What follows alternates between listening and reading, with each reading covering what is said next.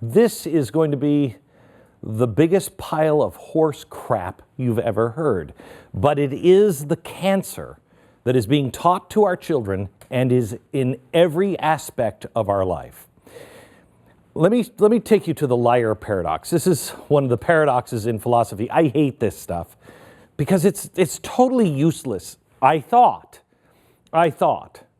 can a lie be explained with a truth? Like the sentence, this sentence is a lie. Well, is it? Is it now? Think, man, think.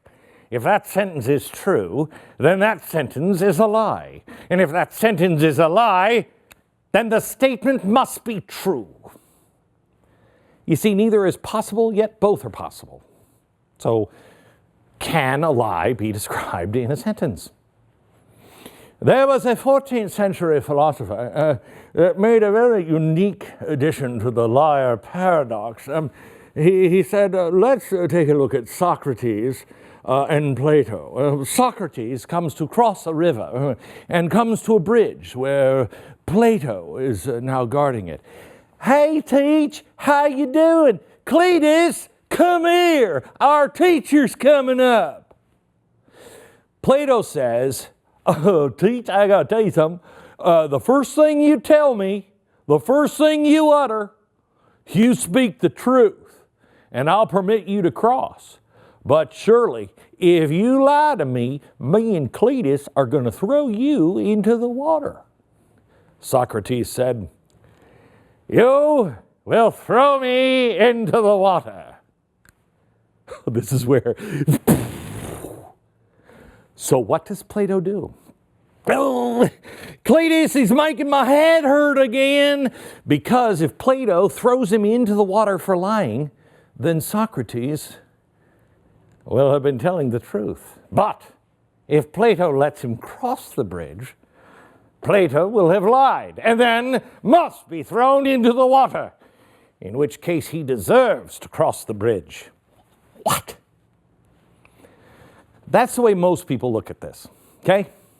But I want to talk to you about nonsense. That made sense. No. We have to talk about the postmodernist. Because the postmodernist believes that there is no truth. It doesn't matter. It doesn't matter. Because this is all a lie. All of it's a lie. It doesn't matter what Socrates says or what Plato does. What matters is that Plato and Socrates represent the power structure, you see.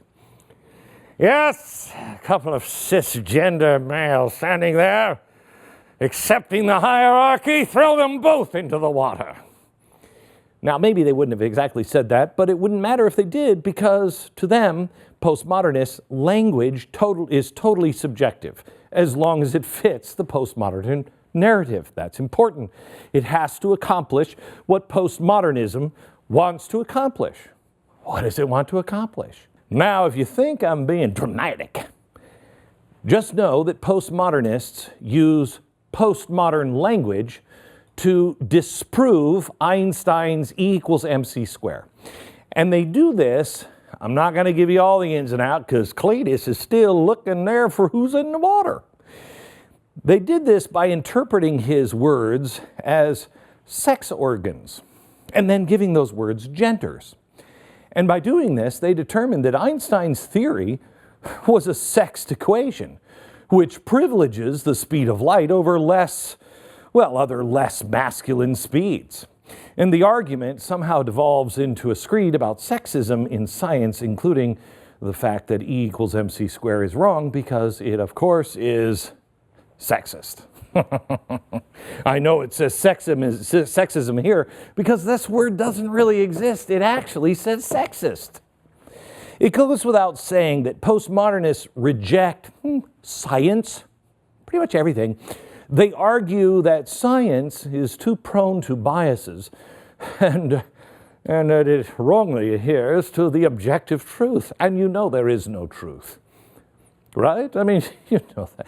There's only social constructions, as in gender is a social construction, not a proven reality. I can't prove that she's, or that he's, I can't prove that. That's what allows our infinite genders that can be changed at will. I'm so fluid now, and I am. Don't I look puffy? Let me paraphrase David Hume.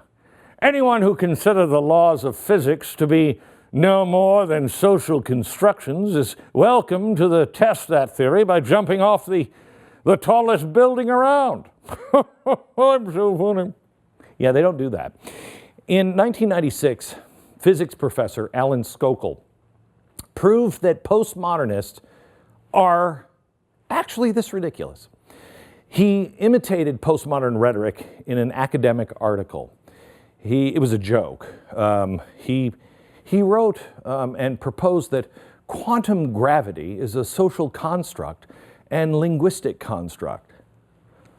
So I'm only staying here on Earth due to a social construct, but gravity doesn't exist. He sent it to a really good postmodern journal, and they published it. They published an article which claims that gravity is a social construct. As he later wrote in his book, Fashionable Nonsense, quote, many people are simply irritated by the arrogance and empty verbiage of postmodern discourse and by the spectacle of an intellectual community where everyone repeats sentences that no one understands. I love this guy.